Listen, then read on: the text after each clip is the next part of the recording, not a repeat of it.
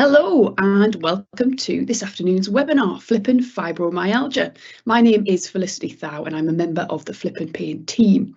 Flippin Pain is a public health campaign aimed at improving understanding of persistent pain, and this is our very first and much requested event focused entirely on fibromyalgia syndrome. We're delivering this event in partnership with the fantastic charity for people affected by persistent pain, Pain Concern, and in association with the Scottish Government and NHS Scotland. This event is being recorded and you'll be emailed the link to watch afterwards, and it'll also be available for you to share with others on our YouTube channel. We'll start the webinar hearing from Professor Cormac Ryan, our community pain champion, all about fibromyalgia, and this will be followed by a question and answer session where we'll also be joined by our panellists. We'll meet Ian and Maureen, who both live with fibromyalgia themselves, as well as specialist healthcare professionals, Dr. Barbara Phipps, Dr. Kieran Dinwoody and Jennifer Taggart. Bit of housekeeping first of all, so you'll see some images on your screen just now. You don't need to worry about your mic or your camera, but do familiarise yourself with the question and answer button. So you'll see that highlighted on the screen just now. That's where you can type questions at any point as the event goes on, and we'll get to those in the second half. Do bear in mind though that we can't answer any personal medical queries when you're putting your questions in. At Flippin Pain, we want to acknowledge that, sadly, there is a lot of misinformation out there about fibromyalgia, and our aim today is to share with you the most accurate information there is so that you can feel in control again. And so, with that, I'm delighted to introduce Professor Cormac Ryan from Teesside University and our community pain champion. Cormac, I'll hand over to you.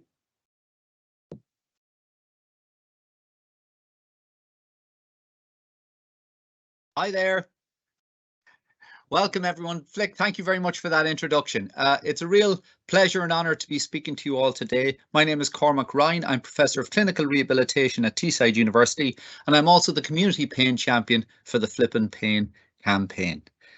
Before I begin, I want to just acknowledge some conflicts of interest. So I'm a named inventor on a medical device for the treatment of phantom limb pain, and I'm also leased out by Teesside University to be the Community Pain Champion for the Flippin Pain campaign. So whilst I don't receive any money directly from my involvement in the campaign or for speaking today, my university does.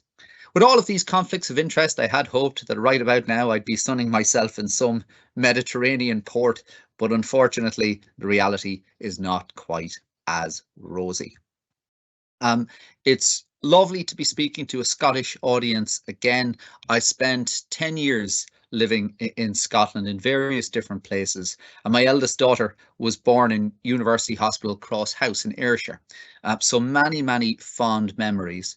My daughter has an English mother, an Irish dad, and is a Scot herself, so she always does pretty well come Six Nations, but she's never as happy as when Scotland beat England in the Calcutta Cup.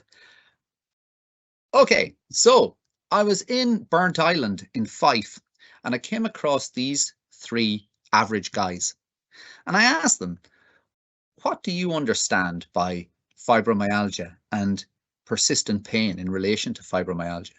And they said, well, pain only occurs when you are injured. The greater the injury, the greater the pain will be. And persistent pain means that the injury has not healed.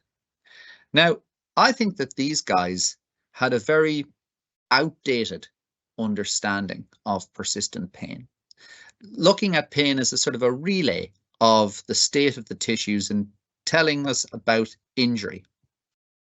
And I think that's what most people understand about persistent pain. However, we now know a great deal more about persistent pain. We know that that old view is really outdated and overly simplistic and wrong. The modern view shows that our pain alarm system is much more complicated, and understanding that can actually be a really important part of better managing it. Over the past 50 to 60 years, the scientific community has learned a great deal about chronic pain conditions like fibromyalgia. Unfortunately, very little of that information has trickled through to the person on the street. And as such, there are many myths and misconceptions about chronic pain conditions. We believe that knowledge is the key to success. If we can take this scientific information and put it into the hands of the people who need it the most, the person with fibromyalgia, their friend, their relative, their healthcare professional, we believe we can bust many of these myths, leading to better pain management for all. So the aim of the Flippin Pain campaign is to change the way that we think about, talk about, and treat chronic pain conditions like fibromyalgia. And we've got 6 key messages around that. That persistent pain is common and can affect anyone. Hurt does not always mean harm. Everything matters when it comes to pain. Medicines and surgeries are often not the answer. Understanding your pain can be key, and recovery is possible. And I'm going to touch on each of these as we go through in respect specifically to fibromyalgia. It brings me to our first key message. Fibromyalgia is common and can affect anyone. Best evidence suggests about 5% of people in Scotland are affected by fibromyalgia. That's almost 300,000 Scots, with more women affected than men. Now, when you look at the different things that are associated with the development of fibromyalgia, you quickly come to realize that actually these are just things that are part of being human. So I would say that if you're a human being, if you've got a heartbeat, and if you live in today's modern society, then you may well develop fibromyalgia. Fibromyalgia is common and can affect anyone. Now, in terms of what you might expect to feel, the Royal College of Physicians has a really nice webpage around this, and they identify some of those cardinal signs. Obviously, widespread pain is one of those key factors, but also fatigue, waking unrefreshed, and cognitive issues such as difficulty concentrating or remembering things. They're all cardinal signs. But there's more to fibromyalgia than widespread pain, sleep disturbances, and fatigue. If you look at this list of signs and symptoms, you'll see that there are a plethora of other common features, and I'm sure the 1,500 people with fibromyalgia watching this today could probably add a few things to that as well themselves. But it's quite a disparate collection of signs and symptoms. One of the leading sort of pain scientists, a guy called Clifford Wolfe, put forward an idea called fibromyalgianess. Even though it doesn't sound very scientific, he was a pretty scientific guy. And he encouraged us to look at fibromyalgia not as a simple on and off, but as a spectrum. And every human being rests on that spectrum. The vast majority of us are on the lower end, so we might experience fatigue or difficulty concentrating, or indeed widespread pain, but not altogether and not in a particularly intrusive way. But as we move up the spectrum, we get people who do have this collection of symptoms, and it really at a high end level. And it's as you move along that spectrum that you move into being seen as someone with fibromyalgia. It's a clinical diagnosis. Now, what I mean by clinical diagnosis is it's a decision that's made by a clinician. There is no specific test or scan that can diagnose fibromyalgia. Now, for me, that's a big, big issue. How is it possible when it's associated with so much pain? How can there not be a test or a scan? And that brings me to the second key message, that hurt does not always mean harm. What do I mean by that? Well, it's nicely explained by this case study, which was published in the British Medical Journal in 1995. It's a case of a 29-year-old builder who jumped from one platform to another, and as he did so, a 6-inch nail went up through his boot. He was in absolute agony. He was rushed to accident and emergency, where they gave him some really strong painkillers like fentanyl, but it did nothing. They brought him into the operating room, removed his boot, and what they found was, miraculously, the nail had passed between his toes. There was not a scratch on him. He was completely uninjured. Yet he was in terrible, terrible pain. Hurt does not necessarily mean harm. And here's another case study that supports the same thing. This is published in the journal Injury Prevention.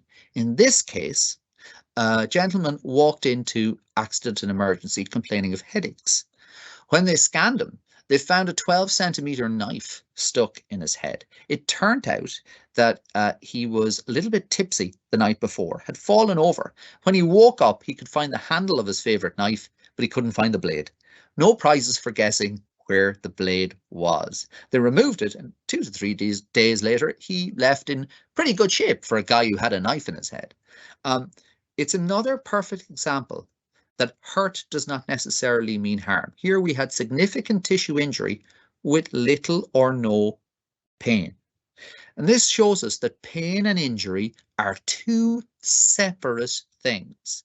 They sometimes hang out together, but not always. And over time, they drift further and further apart. The longer term the pain is, the less association it has with the state of the tissues. How is this possible? Well, it's all to do with our third key message, which is that everything matters when it comes to pain. The pain is a biopsychosocial experience influenced by biological, psychological, and social things. But I'm not going to talk about pain to begin with to explain this. I'm going to talk about vision and how our visual system works. Light reflects off images in the surrounding area, and it comes in through the lens of our eye, and it produces an image. Now, if we look at this image here, okay, you'll see the top square is circled and a side square is circled. The top square would appear brown and the side square would appear orange. Now, when I stick this white sheet over it, just exposing those two squares, both squares now appear to be the same color. Both appear to be brown. The side square seems to magically change color from orange to brown, from brown to orange. Now, I can guarantee you that I'm not changing the color of that square. The only thing I'm doing is putting a white sheet over it and taking it away. That side square just appears to magically change color. How is that possible? Well, it's all to do with how our visual system works. Light reflects off images in the surrounding area, goes in through the lens of our eye, and is projected onto the retina at the back of the eye, where it stimulates little receptors called rods and cones, which convert that light energy into electrical energy.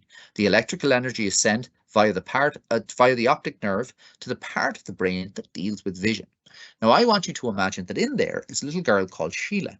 Sheila is surrounded by millions of jigsaw puzzle pieces, and she uses that light information to build in real time creation of what's going on around us using those jigsaw puzzle pieces. And that is what we see. What you see is not necessarily what is there. It is your subconscious brain's interpretation of what is there. It is Sheila's interpretation of what is there. Now, she uses the light information coming in, but she also uses your previous experiences, your expectations, your beliefs, your attitudes. Everything matters when it comes to what you see. Now, let's take that information and bring it back to the same visual illusion. If we look at this cube and we look to the left of it, we'll see a dark area suggesting shade or shadow. And that suggests that to the right of it, there's a bright light. Now, neither of those things are true. This is not a 3D image, it's a 2D image, and 2D images don't create shade. But Sheila doesn't know that. Okay, Sheila's designed to handle 3D images. So this kind of tricks her. So when the same amount of light reflects off both of these squares, and we know it does because we know in truth they're both brown squares, both the same color. When the same amount of light energy comes into Sheila from both squares, she would usually say these must be the same color. However, she then goes, wait a second, that side square is in a shaded area. If I'm getting the same amount of light energy as the top square, but it's in a shaded area, it must be a brighter color. So she predicts that it's an orange square, and thus that is the image she creates for us, and that is the image that every one of us now sees. Now, when we throw this white sheet over it, we take away the adjustment that Sheila has to make for the effect of the supposed shadow. Now she gets the same amount of light energy from both squares, predicts they're both the same color, predicts they're both brown, and thus that is the image that she creates for us. But here's a key piece of information. Now that we all know that consciously that they're both brown squares, even knowing that, when we take away the white sheet and show the picture as it is, Sheila immediately takes over and switches it back to orange. She immediately changes her prediction based upon the supposed shadow. In other words, Sheila is in charge of what you see 100% of the time, all of the time. Your subconscious brain is in charge of what you see 100% of the time, all of the time. You don't consciously control it. Now, I'd like to introduce you to Assumpta. Assumpta is Sheila's first cousin on her mother's side. Assumpta is the part of the brain that deals with pain. She's like our brain's Department of Health and Safety. I like to depict her as Lady Justice with her blindfold and her weighing scales. When Assumpta receives danger messages from the body, she asks the question, how dangerous is this really? If she believes, on balance, that the situation is dangerous, she will want to draw the conscious person's attention to it, your attention to it, and get you to do something about it. And thus, she will produce pain in the area she believes to be in danger. In contrast, if, when Assumpta receives those danger messages, she believes, on balance, that the situation is not dangerous, she will not want to draw your attention to it, she'll not want to get you to do something about it, and thus she will not produce pain. It's as easy and as difficult to get your head around as that. Now, what scientific evidence do I have that supports the existence of Assumpta? Well, there's lots and lots of different studies to demonstrate this. However, my favourite is one published by Irene Tracy from Oxford about 10 years ago. She's like the Ed Sheeran of the pain science world. And she undertook a study that looked a little bit like this setup from James Bond's Goldfinger. So participants were asked to lie up on a plinth, and a laser was shone on to 3 different areas of the foot. When the laser was shone on to area 1, all the scientists in the room went, yeah, that's fine. That's nice and safe. We can use that for the rest of the study. They then nudged the laser over onto area 2 of the foot. And they all went, no, we can't use that. Look, the skin is too thin there. It will cause a burn. It's too dangerous. We can't use it. They then nudged the laser to look at area 3 and turned it on again. And they all went, we think this is sufficiently safe to use. We're a little worried, so we're going to monitor it very, very closely, but we're going to use it for the rest of the study. They then spent the next hour delivering 120 laser stimuli to either area 1, the low threat area, or area 3, the high threat area. And each time they asked the participants to say whether they experienced pain or not, and how much pain they experienced. What they found was, when the laser was shone onto the low threat area, participants were less likely to report the stimulus as painful. Furthermore, when they reported both areas as painful, they reported the low threat area to be less painful. Now, what they didn't tell the participants until the very end is that there was actually no difference between area 1 and area 3. There was no difference in threat. The only difference was the participants' belief that one set of stimuli were safe and one set of stimuli were dangerous. And that was enough to influence the experience. Now, I want you to reflect on those findings just for a little bit. It doesn't tell us that what we think about pain changes how we respond to pain. It actually tells us that our beliefs and our thoughts about pain actually influence the experience itself. And it can influence whether we experience pain or not, and indeed how much pain we experience. Now, that is a really important finding And for me, a really inspiring and exciting finding, because it tells us that what we believe about pain, how we understand pain, can actually influence our experience of it. And if that's true, then it opens up so many possibilities about changing our understanding of pain and how that might then change the experience. So I'm going to try and biologize what we've just talked about now, talk about the underlying physiology. So imagine you're hanging up a picture, and instead of hitting the nail with the hammer, you hit your thumb. This causes the first order nerve to be stimulated or to fire or to send a danger message from the thumb to the spinal cord saying danger in your thumb. That message is then relayed from the bottom of the spinal cord up to the top of the spinal cord via the second order nerve. And the message is passed on across a little gap called the synaptic gap using little chemicals called neurotransmitters. The passing on this danger message, which goes all the way up to the brain saying danger in the thumb. That's where it reaches Assumpta. And Assumpta asks, how dangerous is this really? Remember, this all happens unconsciously in a split second. Assumpta asks, how dangerous is this really? She says, right, well, he's doing DIY. He always injures himself when he's doing DIY. He's got a hammer in his other hand. All the danger messages are coming from the thumb of the other hand. He's probably hit the thumb. He's probably going to do it again. We need to step in. We need to protect that thumb. We need that thumb. We like that thumb. What can we do? How can we protect it? Well, let's produce pain. And let's produce pain in that thumb.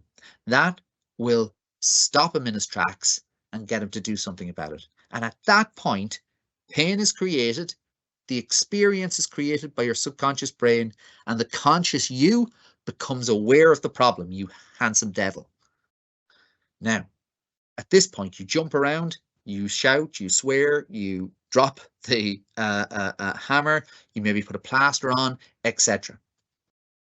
But Assumpta is not finished, because Assumpta has enormous control over this alarm system.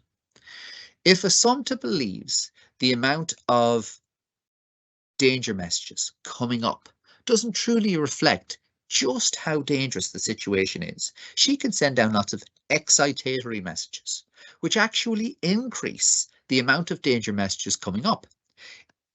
Consequently, if Assumpta receives more danger messages, she's likely to believe the situation is more dangerous, therefore more likely to want to protect you, and thus more likely to produce pain. In contrast, if Assumpta believes that the situation is less dangerous than the amount of danger messages coming up would suggest, she can send down inhibitory messages. These reduce the amount of danger messages coming up the spinal cord. If Assumpta receives fewer danger messages, she's likely to believe the situation is less dangerous, therefore less need to draw your attention to it and get you to do something about it, less need to protect you, and thus less need to produce pain, and she will produce less pain. So Assumpta has enormous control over that alarm system. You don't consciously, but she does. And remember, she's influenced by your beliefs, your attitudes, etc. Now, that's all in the very short term, but what about the long term? When we think about fibromyalgia, it's not about pain over a couple of seconds or a couple of minutes or a couple of weeks. It's pain over a much longer time frame, 3 months or more, but for many it's, years. What happens to this alarm system in people with fibromyalgia? Well, the different parts of the system become sensitized. There's evidence to show that the first order nerve can become sensitized. The second order nerve, the parts of the subconscious brain that connect with each other and look at protection, can become sensitized.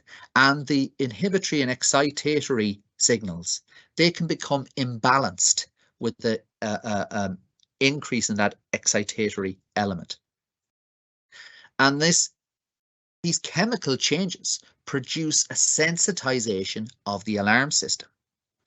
And this change is brought about by a sort of a coupling with the immune system. When we think about our immune system is all about protecting us, and it works in collaboration with our nervous system to protect us in all sorts of ways. And one of the ways it's doing that is by increasing the sensitivity of the alarm system.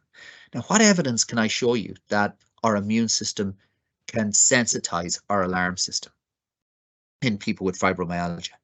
Well, this study really demonstrates that very well. And I want to talk about this study because it's one of my favorite studies, and it, for me, really busts that myth that fibromyalgia does not exist. So the next time you encounter someone who says fibromyalgia doesn't exist or that it's a made-up condition, I want you to shove this paper right in their face. It was published 2 or 3 years ago, and what the scientists did in this study is they collected the immune cells from a group of people who had fibromyalgia and a group of people who were asymptomatic, known as healthy controls. And those immune cells were injected into a group of mice.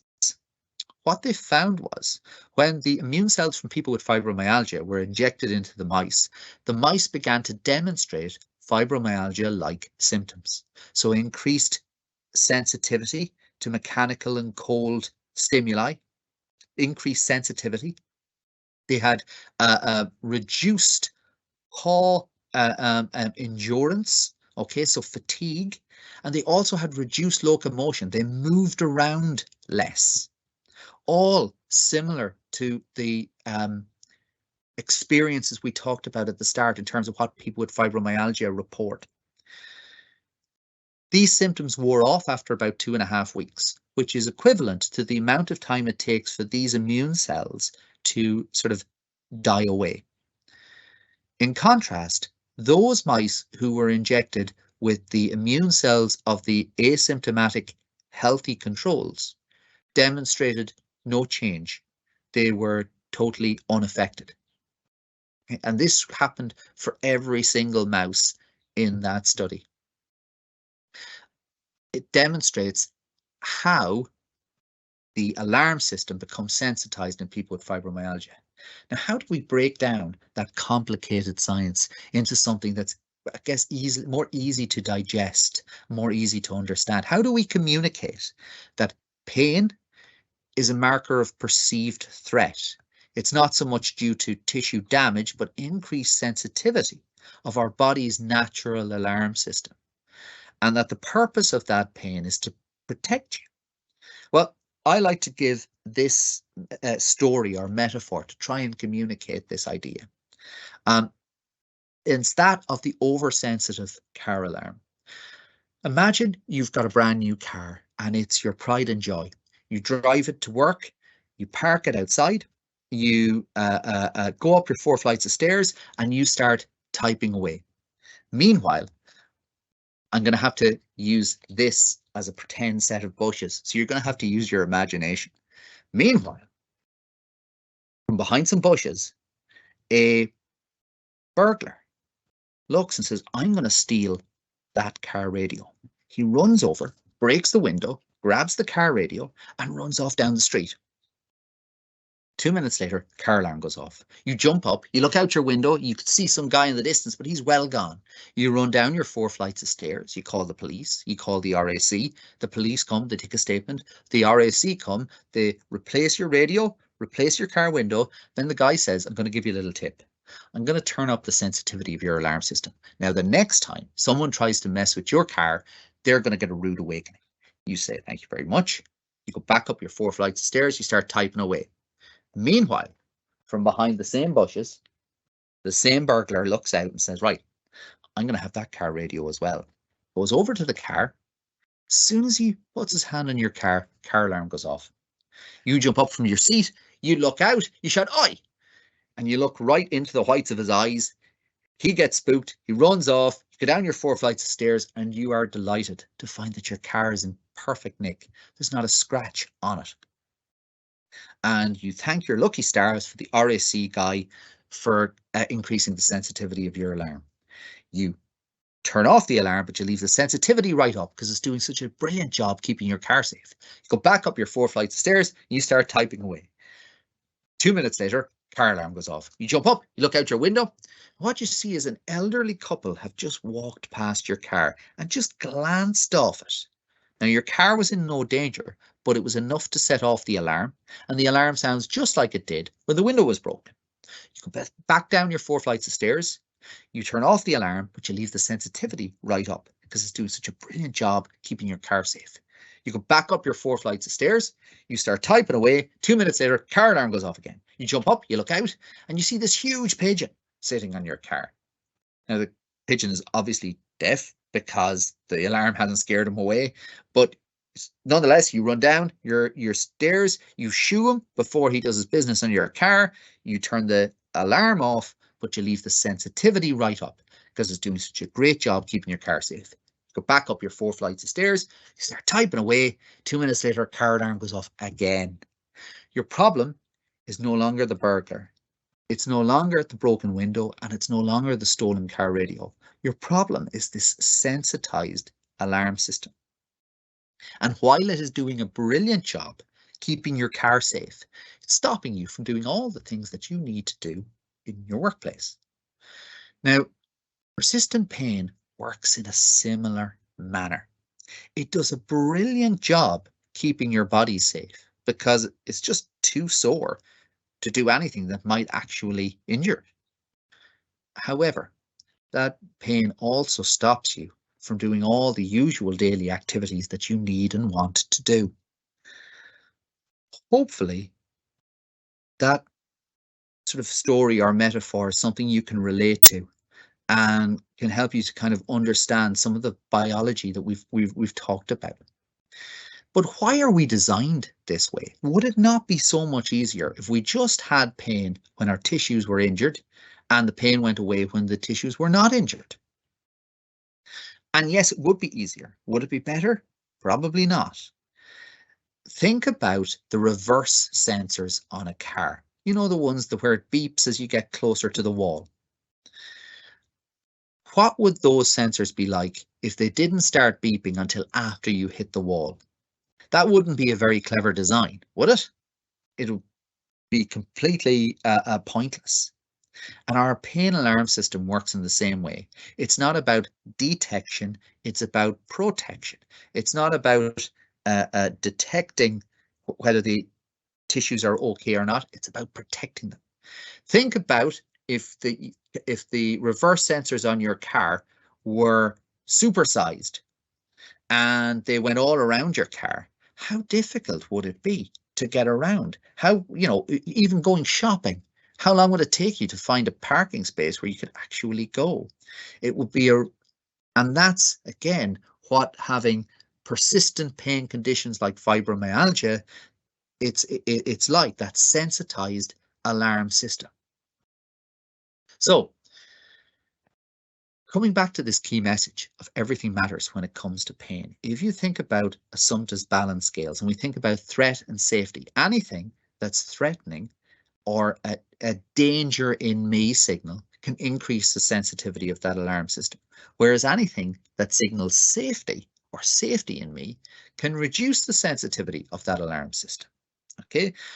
There's loads of different things. Everything matters when it comes to pain, but I want to talk about stress just briefly. Stress can increase the sensitivity of that alarm system. What evidence can I show you to indicate this? Again, I'm going to bring you back to my old friend, the mouse. This is another lovely study which looked at the effects of stress versus no stress on our pain alarm system. In the stress situation, the mice were subjected to loud music and loud noise repetitively over a number of days, a little bit like having noisy neighbors. But there was no physical insult at all. What they found was, after this 3 to 4 days, the mice who had the stressful situation began to develop and demonstrate fibromyalgia-like pain. And when they analyzed them biologically, they could identify the pathways which were altered, which increased the sensitivity of that alarm system. So stress can alter our pain biology and increase the sensitivity of that alarm system. So too can mood. Low mood levels can increase the sensitivity of the alarm system. What our friends and family think can influence the sensitivity of the alarm system. Our feeling financially insecure can increase the sensitivity of our alarm system. It demonstrates that the threats don't have to be specific. They can be generalized threats. Anything that suggests threat or danger can increase the sensitivity of this alarm system. Pain-related fear or worry or anxiety about what might be causing the pain can increase the sensitivity of the alarm system. A poor diet can increase the sensitivity of the alarm system. Poor sleep can increase the sensitivity of the alarm system. Reduced physical activity can increase the sensitivity of the alarm system. Everything matters when it comes to pain, and everything matters when it comes to fibromyalgia and the pain that we experience. Now, I'm going to come back to this, but I'm going to skip on to the fourth key message, which is that medicines and surgeries are often not the answer. And I'm going to specifically talk about opioids in fibromyalgia. So I, again, like to use stories or metaphors to understand the relationship between opioids and fibromyalgia. If we think about pain like fire, fire is noxious, it's awful, it's hot, we just want to get away with it. We just want it gone. We don't care what's causing it, we just want to get rid of it. However, understanding what's causing the fire is really, really important because it influences the fire extinguisher we use. If, for example, it's an electrical fire and we use a water fire extinguisher, it won't just not put the fire out, it may actually make it worse. Now, pain is a lot like fire. You don't care what's causing it. You just want to get rid of it. You just want it gone. You don't care what the cause is. However, understanding what the cause is can influence the type of treatment you choose. If we think about acute pain, chronic pain, acute pain is short-term pain that happens over minutes, hours, days, weeks.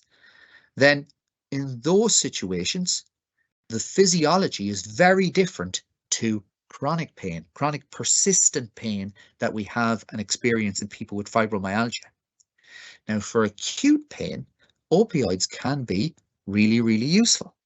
And that might be the sort of pain one might experience after a surgery, for example. However, in the persistent chronic pain that we experience in fibromyalgia, where the mechanisms are very different, opioids are ineffective and they come with a great deal of side effects. A big study which included lots of different types of pain, including fibromyalgia, compared opioid to placebo. And what they found was, on average, opioids were only 7% more effective than placebo. Now, to put that in context, a 10% change is what is minimally clinically important. So in other words, if you're not achieving even a 10% change in symptoms, then you're having no real impact at all. So opioids were only producing a 7% effect, less than what is clinically worthwhile, and still having a great deal of side effects. And that is why the best evidence from Euler and from NICE encourage us for fibromyalgia to try and avoid the use of opioids and try and encourage us to use active physical and psychological therapies instead, where the best evidence exists. Things like physical activity, cognitive behavioral interventions. That's what all the guidelines say we should be doing. That brings me on to key messages 5 and 6, that understanding fibromyalgia can be key and recovery is possible. So understanding can be key. So there's a lovely body of evidence beginning to appear to show that the type of information that we're delivering here, when given to people with fibromyalgia, it can make a difference. It can lead to better management and a better pain experience. And this is really neatly demonstrated in this collection of data from a colleague of ours, Professor Lorimer Mosley, who's based in Australia. This is data from hundreds of his patients. They had a variety of different pain conditions, including fibromyalgia. When they come through this clinic, everyone receives education similar to what we've done here, but over a much longer period of time, over a number of hours. They also receive a smorgasbord of active physical and psychological therapies. Now, patients come in on average with pain at 5 out of 10, and they've had it for about 6 years. What they've found when they track people over time is, for those who flip their understanding of pain away from the old hurt equals harm to a more everything matters understanding, away from the old biomedical understanding to a more biopsychosocial understanding, after a month, there's little change. But after 6 months, their pain levels begin to improve. And after a year, actually, they've improved quite markedly. In contrast, for those who don't flip their understanding, for those who maintain that sort of hurt equals harm understanding, that biomedical understanding, their pain remains relatively unchanged. Now, there are two key things that this tells us. Firstly, is that understanding your pain can be key. It doesn't mean that it is definitely key. This is not randomized control trial. What I mean by that is people may have improved in the flip their understanding of pain category for something other than a changed understanding. But it gives a strong suggestion that that might have been the factor which helped to facilitate that recovery and that change. What it also tells us is that recovery is possible. That gold group would not have occurred if recovery, if change was not possible. Now, I really want to contextualize what I mean by recovery is possible. Recovery means different things for different people. For some people, recovery is a reduction in their pain. For others, it's being able to return to work despite your pain. For others, it's being able to get rid of your opioids despite your pain, or just feeling better in yourself despite your pain. If you look on our website and you listen to the stories of people with pain who are involved in our campaign and part of our team, many of them will describe themselves as recovered or in recovery, but many of them will also say that they still have pain. It's a very different thing. It's different things for different people. So what do you do next? When I was trying out this presentation and I delivered it to my next door neighbor, Janet. Janet said, "Oh, that's really interesting. Okay, so what do I do next?" So this last few slides is dedicated to Janet. What I would say, it's all about using this information to create a roadmap of recovery and management. It can be really helpful to have a good coach on this journey, be that a healthcare professional or a colleague, a friend, a relative, someone who's managing pain well themselves.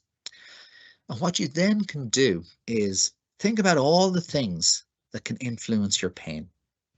Now, some of those things are kind of, you can't change them, like genetics or life events. But some things you can. We talked about how we know that beliefs, our attitudes, our understanding can influence our pain experience. Well, so can all those other things that can influence our pain experience. What if we began to line all of those up and began to address them one at a time? What if we started with anxiety and stress and introduced things like mindfulness and meditation? What if we then approached our diet, increased our fruit and veg intake and our intake of omega-3 rich fish? What if we addressed our poor sleep through sleep hygiene tactics? What if we increased our social support and network by joining groups that we were once in, special interest groups? What if we tackled our reduced physical activity levels by trying to get back into maybe a bit of walking or something? We can combine all of those and begin to reduce the sensitivity of that alarm system. Now, that might sound really, really difficult, and it might be difficult, but it might not be as difficult as you think. And it might sound like it'll take a really, really long time, and it might take a really long time, but it might not take as long as you think. Okay, just before I finish up, I want to thank Pain Revolution in Australia, who are our sister campaign, who very much lead the way on this, and we get a great deal of support from them, and I'd like to thank them very much for all the materials and support that they give us.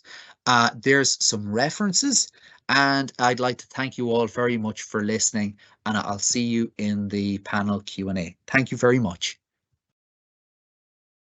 Thanks very much, Cormac. Thank you. And it is time to introduce our panel.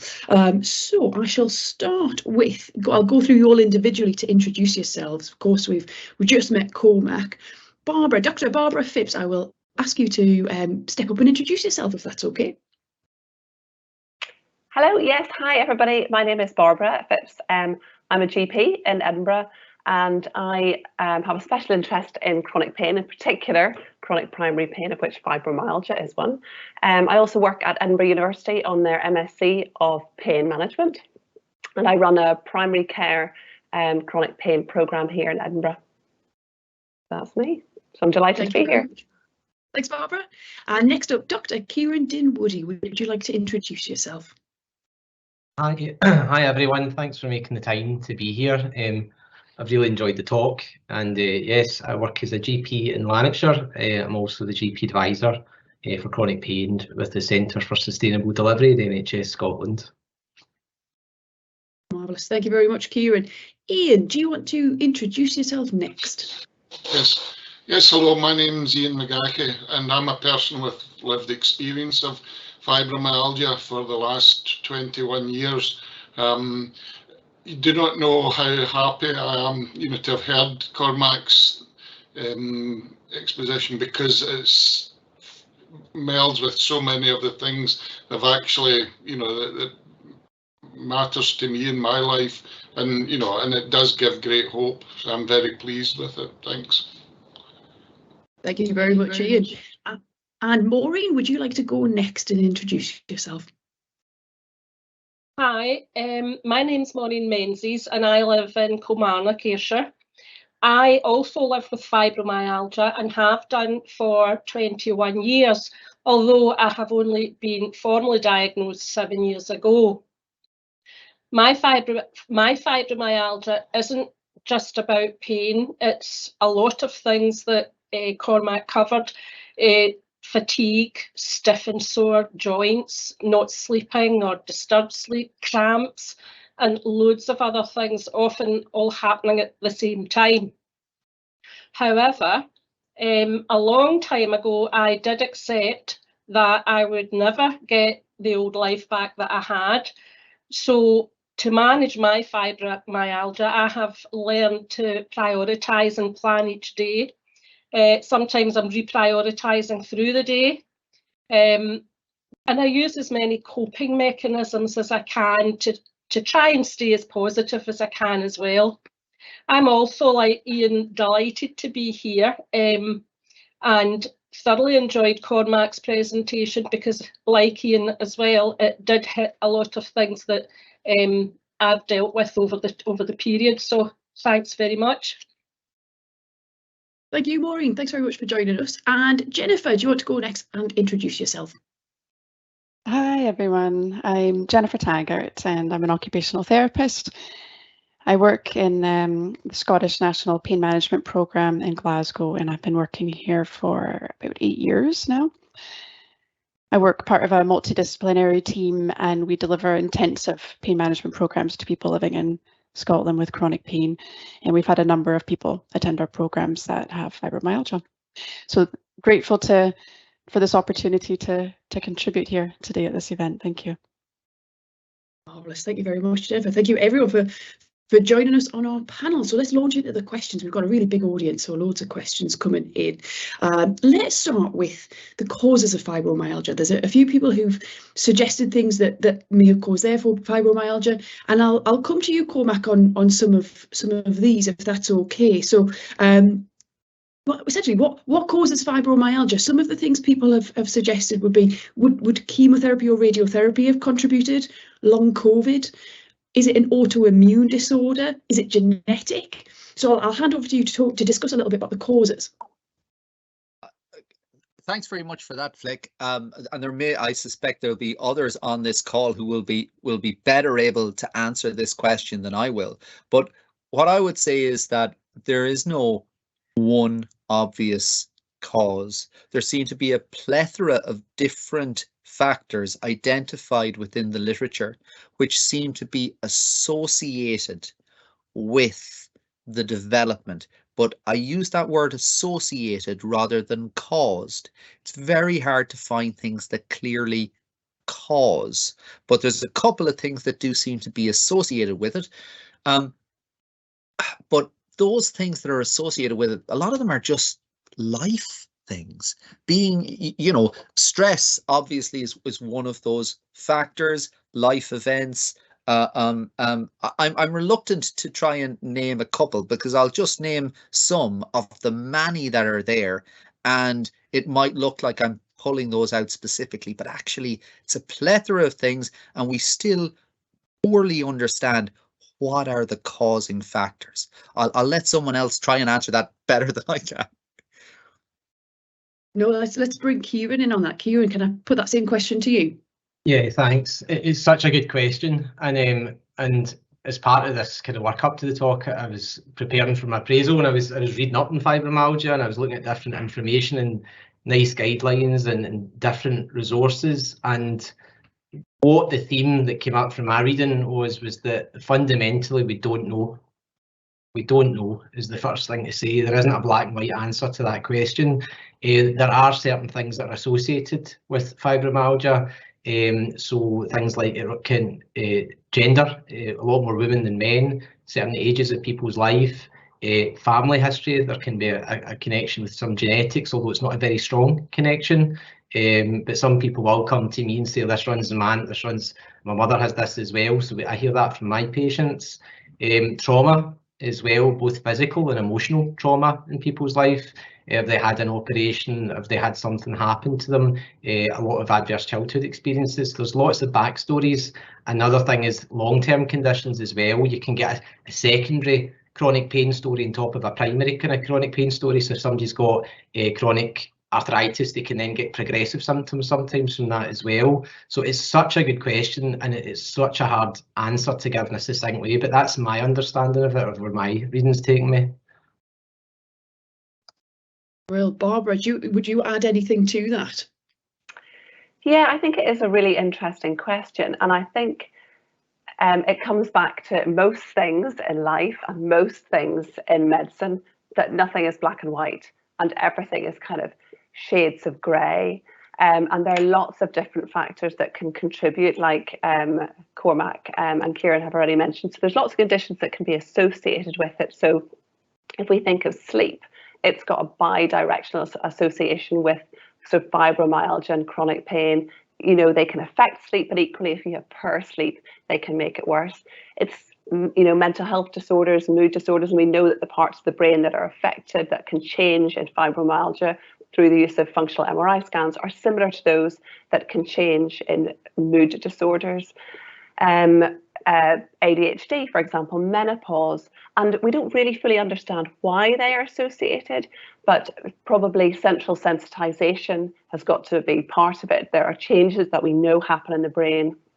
So there are lots of different, it's not one cause, there's just lots of different factors that are sort of coming together, but that's the way the body works. Certainly a complex picture. Very Thank you very much. Thank you very much, both. quite a lot of questions about fibro fog, or the brain symptoms, the fatigue, the difficulty with thinking that comes with fibromyalgia. The questions are, what causes that, and what can I do about it? Let me come back to you, Barbara, if that's okay, and then let's talk to Ian and Maureen about fibro fog as well. Can I come to you, Barbara, on why that's a factor within fibromyalgia? So you're right, and a lot of participants in my group will complain of brain fog. I think my understanding of what's happened is that the brain produces pain, as Cormac was saying, to protect you from harm. So say, for example, I break my leg, I will get pain to warn me not to use my leg. So it's protecting me from harm, and quite often emotional harm in exactly the same way as physical harm. So if I have an emotional threat, my brain can work in the same way and produce pain in a reaction to an emotional threat in the same way as it does to a physical threat, because the brain is quite primitive, really, and it can't really distinguish between an emotional threat and a physical threat. And the other side of that coin is fatigue. So it can use fatigue as a way to protect you from harm.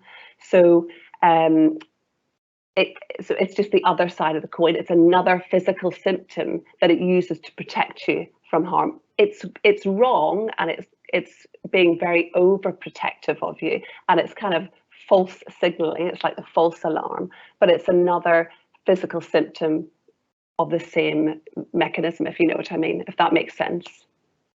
Absolutely.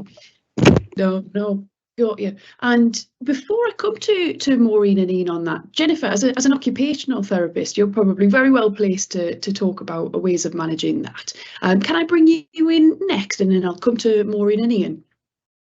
Yes, of course, that'd be absolutely fine. And yeah, this is something common that we often really do hear. It's at the forefront of folk in terms of how it impacts on day to day. So not only the pain, but the fatigue, just this sense of this fibro fog of really impacting.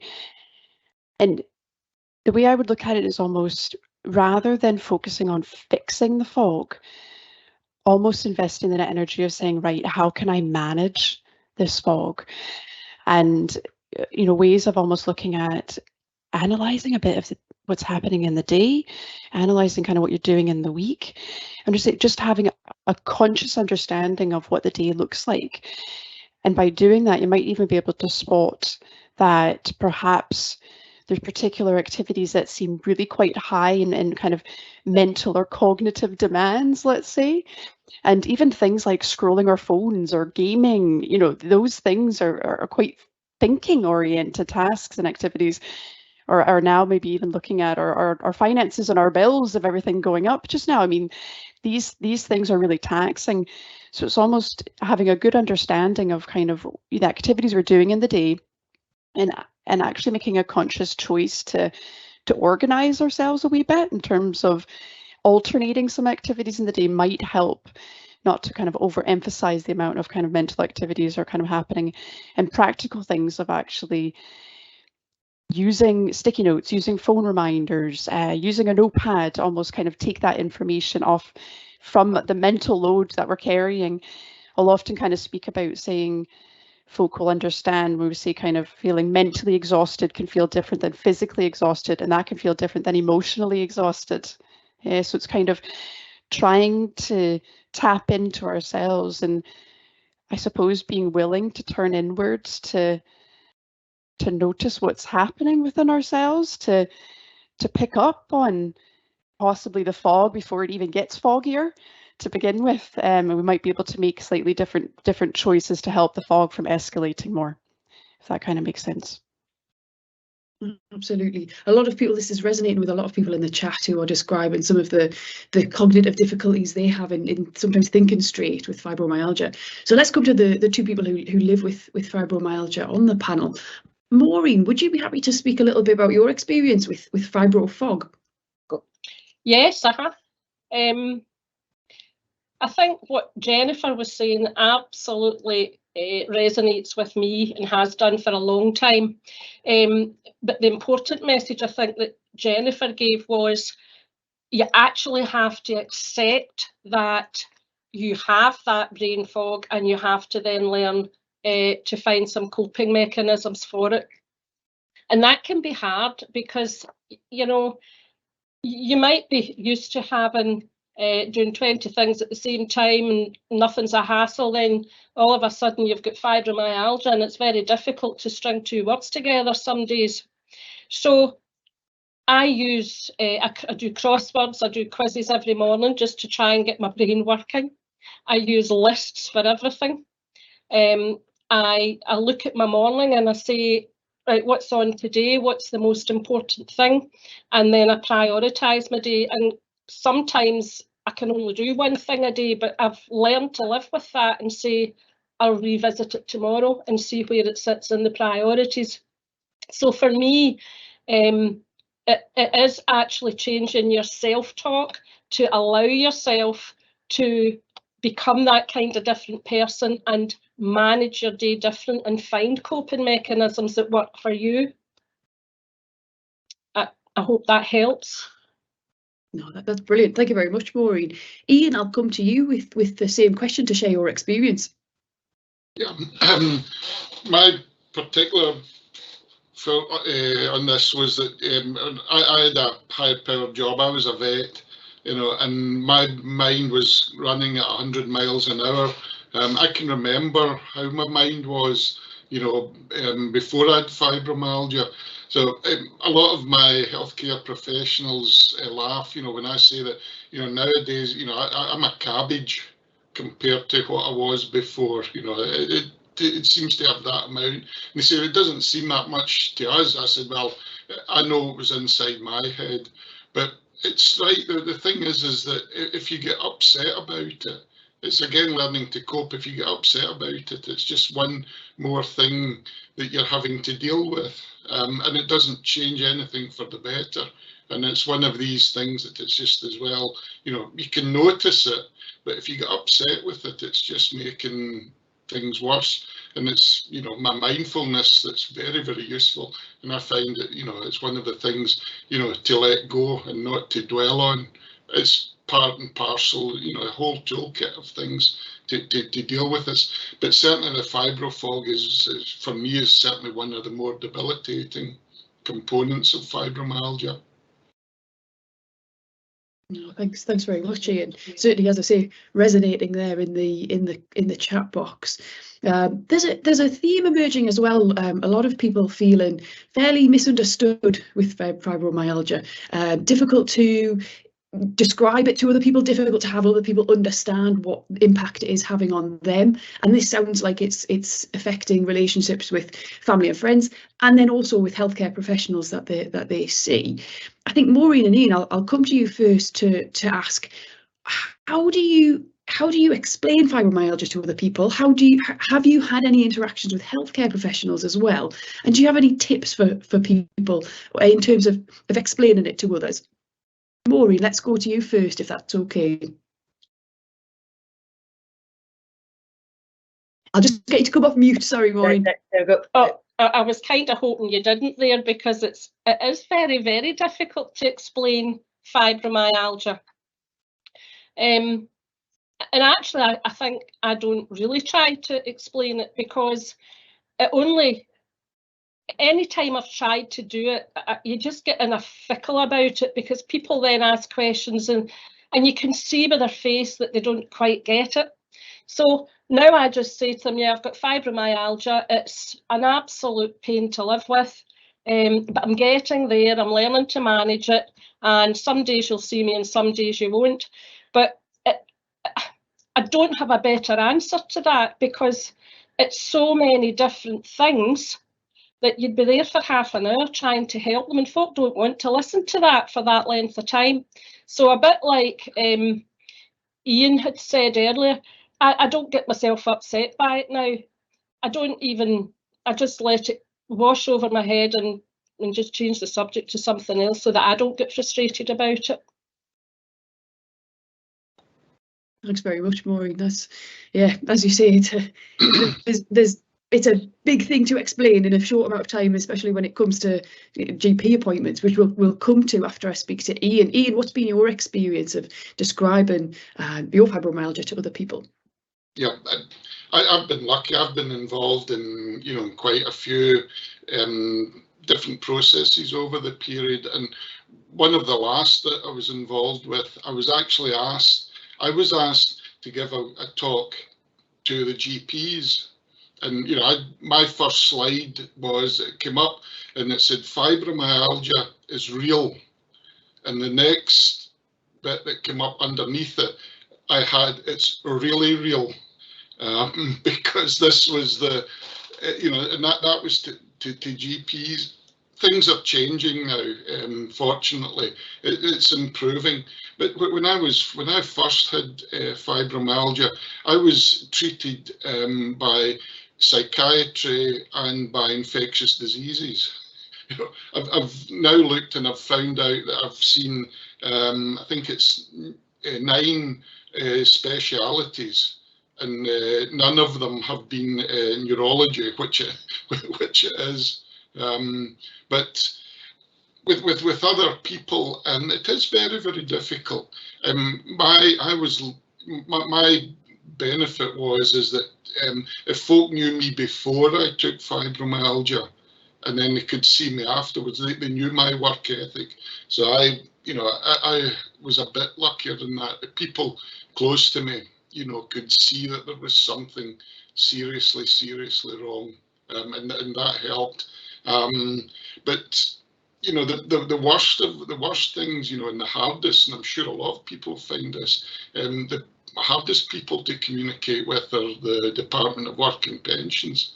They are very, very hard, and I found that the most stressful thing in the entire condition. No, thank you very much, Ian.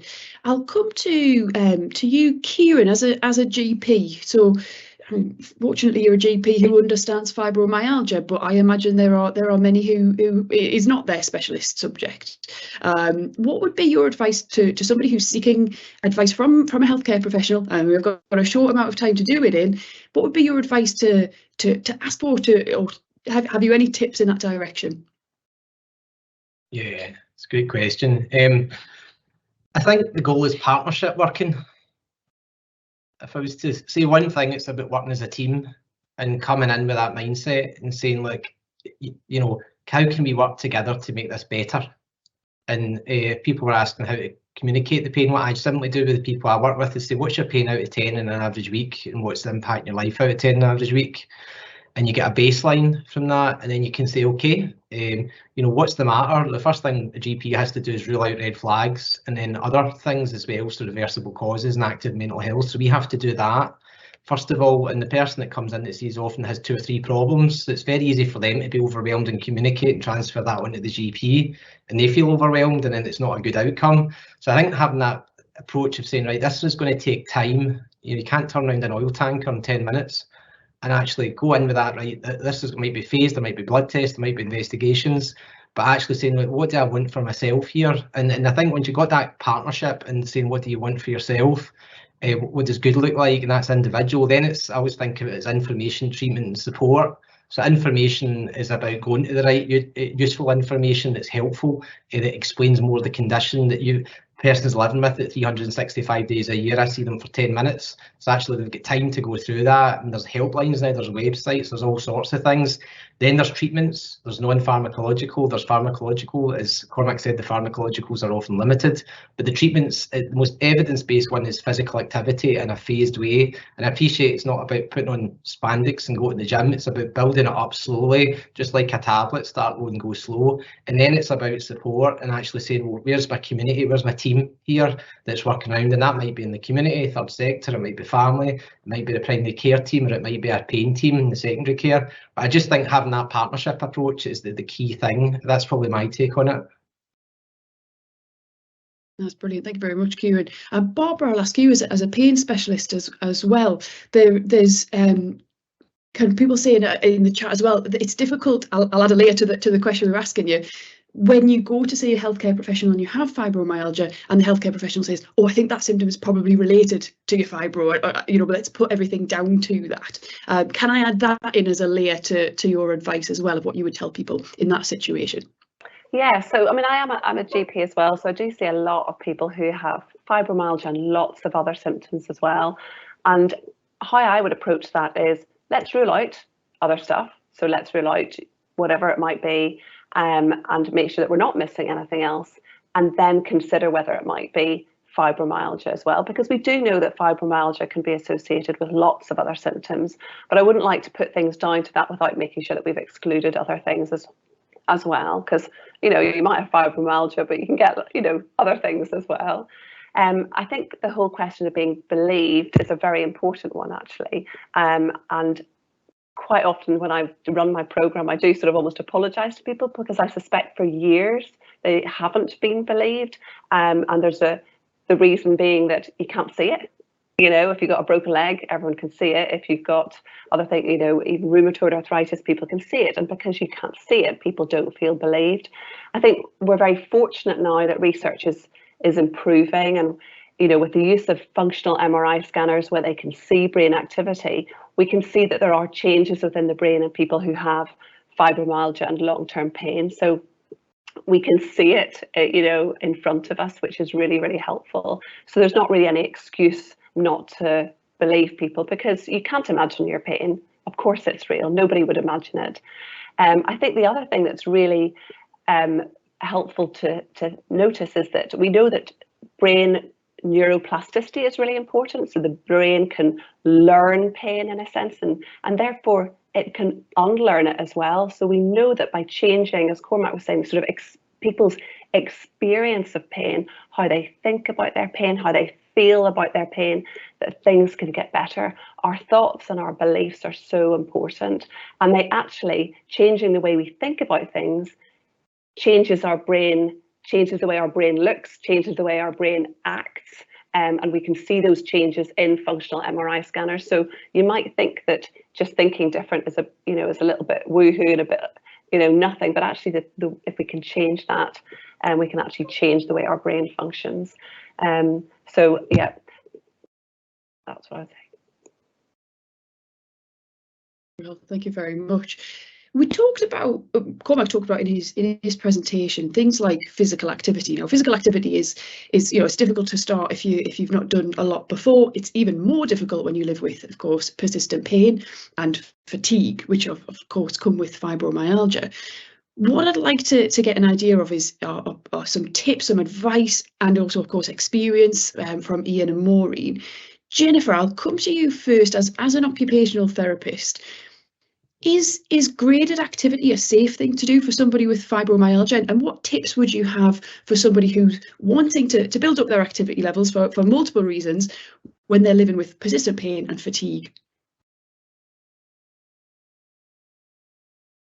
Yeah, thanks. Yeah, absolutely. A graded approach absolutely is the recommended approach. With saying that, it's not easy. And often it's asking yourself that question of, where do I even begin? Where do I start? How do I know that's where I start? And that's the really, really tricky part, is almost kind of, maybe some in the audience here have heard of kind of the term baseline, but that kind of that essential idea of, no matter what, of almost a good day or a bad day. And most folk can kind of relate to that sense of saying that they have higher pain days or higher fatigue days, and less so. So no matter what type of day it is, asking ourselves, what's my baseline? Almost, what can I do perhaps 5 out of 7 days in the week? Is that I can get up? Is that I can get a shower? Might not be. I don't know. It's really truly asking ourselves that. It's asking, can I make myself a meal? Can I step out of the house for a couple of minutes 5 out of 7 days of the week? Truly asking ourselves, where is my baseline today? And wherever it is today doesn't mean it's going to be like that in 6 months' time, but it's asking ourselves in a true reflection of, where are things at? And it's getting that sense of a starting point. And then focusing and saying, what do I want my life to be about? What do I want to add in? It's maybe things that you used to do. It's maybe things that you want to be part of your life that you've maybe lost a bit of a sense of, whether that's social things or just being a bit more active from a physical sense of just getting out and walking, whatever that might look like, and starting to almost put a focus and a priority on those things and starting to think, how might I be able to grade this up? Setting goals. And it's the emphasis of adding these things in. You might have heard of the words kind of pacing. And I'm always a bit cautious with kind of using just the word pacing. I like to talk about it in terms of how we manage our activity. Sometimes pacing can feel quite narrow at times, of almost slowing down and stepping back. But when we talk about managing activity, that encompasses many things of, focusing on what matters. It's, planning how we go about doing things. It's prioritizing. It's building things up in a way that's suitable. In a time scale that will be suitable for a certain individual. So it's really difficult to give quite specific examples or specific advice because everybody's different and everyone's baseline is going to be different. And that's the tricky part about that. But what I would say is it's important to note that almost adopting a new way of doing things is hard. It's hard for absolutely any single one of us as human beings. We're creatures of habit. I would say practice is key. And, don't be surprised if you're trying to do, trying to get back at being a little bit more physically active or trying to implement some of the pacing or managing activity strategies. And, perhaps unpleasant thoughts or emotions or memories come up. And, and that might stop you from even wanting to do these things, but it's almost, perhaps even having things alongside of how you might manage these, difficult thoughts, emotions, along with going ahead and doing more physical things. It's almost a part and parcel. So I'd almost kind of suggest that as well, that could be helpful. Excellent. Thank you very much, Jennifer. Cormac, I'll come to you on this one as well before we talk to Maureen and Ian. Thanks, Flick. Just very, very briefly. If we look at the existing guidelines around fibromyalgia, where they take all the best evidence and try and synthesize it and pull it down to the best advice, and there are lots of different guidelines out there, the one thing that they all consistently agree, and it's really hard to get these guys to agree on anything, but the one thing they consistently agree on is the importance of physical activity. That doesn't mean, as someone talked about, spandex and all the rest of it, you don't have to do that. Physical activity can be just movement. That's all it is, and it's movement that you enjoy. But yeah, the guidelines are so clear, and that gives me, to be honest, great sense of confidence when I'm recommending it, because I know it's the one thing that the science says absolutely. Cheers. Excellent. Thanks very much, Cormac. Maureen, what's been your experience with physical activity and living with fibromyalgia? And would you have any advice or tips for anyone else living with it? For me, I just have to take every day as it comes. I need to get up in the morning if I can. And I then need to think about how am I feeling? What can I actually do today? So some days I might feel not too bad. So I think, right, I'll make the dinner now. It might be 9 o'clock in the morning, but I'll make the dinner because I might not be able to do it later on that day. And I've learned to live with that, and it's no bad thing. Some days I'll think, could I actually hang out a washing or not? That might be too much for me to go down the 4 steps and round the corner to the whirly gig. And if that's the case, I don't do it. I leave it till someone can do it for me later on. I very much look at how I could look after myself during the day. Quite often I'll go back to bed because I'll think, right, well, that's the dinner made. I feel really terrible. I don't need to pick the wee one up from school till 3 o'clock, so I'll go and set the alarm for 2:30 and I'll go and lie down, and I'll make sure that I get as much rest as I possibly can, because if I do that, I'm a bit more able to cope with doing other things. Physical activity is really difficult, and it does bother me. I would like to be able to do more, but I'm in a flare-up at the moment, so I really can't do much at all. So if I can walk down the path and back, then I've achieved something. If I've managed to go up the 2 steps to the front of the house, I've achieved even more. But I have learned to live with that, as I said at the very beginning. I just prioritise and reprioritise every day, and it works for me. It's taken a long time to get my head around it. A bit like Ian, I had a high-flying job. I flew around the world. I was an HR director. I was used to doing 50 million things at once, running about, no problem, and now I just can't. So the Maureen I am now is very, very different from what I used to be, but I can live with it now. Difficult some days, but I can live with it. Thank you. Thanks very much, Maureen. It's a pertinent point, I think, that a lot of people will resonate with, that it's a different you, as you said, it's a different you to before you lived with pain. Ian, did that bring up things for you as well? How do you manage physical activity, especially when living with the fatigue that fibro brings? Yeah, it's interesting hearing everybody's views with it. I know I'm awake in the morning because it hurts. You know, and if it's not happening, I'm asleep. So, you know, I've got that all day, every day. And what I also have to do is make choices in the matter. I know whatever I do, it'll make things worse. But what I do in my head is the pain might be worse, but the overall benefit might be greater. And although I'm tireder and sore, if I've achieved something, Maureen said it as well, achievement is a major word for me. It's one of the things that, you know, that keeps me going each day. And, you know, the things that I achieve are very, you know, are minimal compared, you know, to, you know, what healthy folk achieve.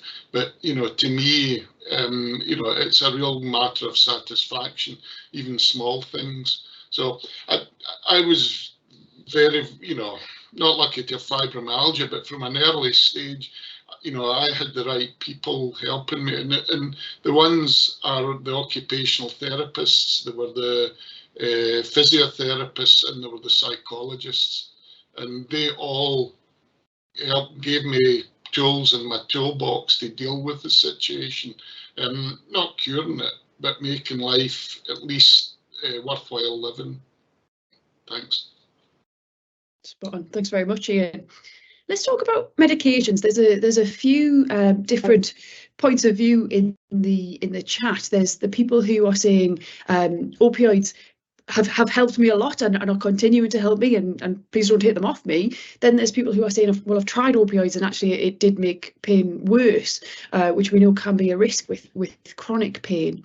Can I come to Kieran on that, and how would you suggest that somebody who's living with fibromyalgia approaches their GP? Let's say, first of all, they're worried about having to come off opioids. What would be your advice in that scenario?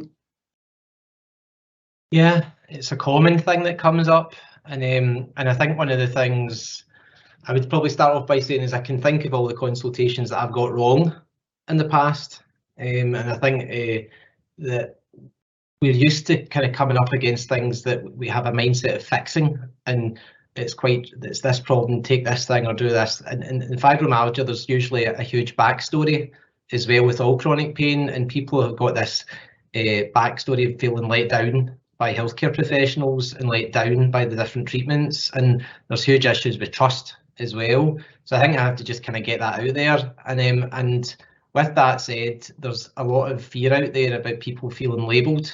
I've had lots of people say to me, you think I'm a drug addict, you know, you just want to, you know, you're phoning me to take my medicines off me, and that kind of goes back to this lack of trust. So when I say partnership, I mean trust. That's what I mean. I think there has to be that trust that's there, and if people have got those concerns, I think they should voice those concerns, because as the clinician, it feels like you're running an ice. Otherwise, like whatever you suggest, everything's wrong. So I think there is something about getting that backstory out and being honest about it. Coming to the place of medicines as well, a thing that I've missed a lot is it's so easy to focus on the pain aspect, but pain and mood are like brother and sister. And there's so much mental health as part of it, and they sort of light up very similar areas of the brain coming back to that. So the evidence for medication is actually strongest with mood medication, and although amitriptyline is a very good medicine because it helps with sleep as well, and at a low dose it can be deemed to be quite effective. And that's why I think, as Jen said, getting the baseline scores is very effective, because really you want to say, is this making a difference to your life, and not just how the pain is, but someone's functioning as well. So when it comes to things like opioids, a person might say to me, it's helping me my pain, but can they function? Are they sitting at home the whole day not being able to take in information, and that their relatives are often concerned about them? And so it's not just the pain, it's the functioning with it. So coming forward, I would say things that really make a difference medication-wise, making sure I'm not missing mental health. The PHQ-9, anybody can look that up and do their own PHQ-9, and that's an objective way of sensing someone's mental health. And again, coming back to having a fuller conversation, that holistic assessment. And there's other resources as well, such as CBT. And so that's NHS Inform. If anyone wants information, NHS Inform's got all the resources, and you can ask your GP to do a referral for supported CBT via SilverCloud, and that's across Scotland as well. So that's the ones that I would say. In terms of the opioid story, I think people should be fully informed about opioids, and I'm kind of doing a plug for NHS Ayrshire and Arran here, because they've got a fantastic website. If you just go on it and you've got videos, and there's the role of medicines. There's a thing called opioid-induced hyperalgesia. So the longer that someone's on an opioid, especially a high-dose opioid, the more side effects they can get, and it can actually make their pain worse. And I know that sounds back to front and upside down, but I think the GP is legally responsible for prescribing it. So I think we have to be honest about the side effects of these medicines, though the people that are taking them are fully informed of it as well. So that's how I would say, but it comes back to that working together principle at all points. Thanks very much, Kieran. There's a one option coming up a lot in the chat, which is naloxone, which I don't believe is a prescribed drug at the moment, but has had some research in it. Could you share a little bit about that for us? So I know about naloxone. It's for opioid receptor attachment, and it's for opioid overdose. But I'm not aware of it in the literature for fibromyalgia, so it's not something that the NICE guidelines or any guidelines that I've seen is ever endorsed. No, thank you very much. That unbelievably is the all we have time for. There's so many questions in there. It's clearly a huge topic, and so many people affected by it. So Pain Concern, if you've not heard of them, they're a pain charity, and they're based in Edinburgh, and they have a number of things that can help with pain. So they have a free helpline, an online forum, various online resources, a radio programme, and a quarterly magazine. And one of the subscription options is completely free, so do check that out at painconcern.org.uk. And equally, you can contact us at Flippin Pain across the board on social media, and we've got www.flippinpain.co.uk is our website to find out more resources, and you can email us info@flippinpain.co.uk. Thank you very much to everyone who's joined us this afternoon. Thank you very much to all our panellists, and thanks Cormac for your presentation. We'll catch you again next time. Thanks everyone. Bye bye.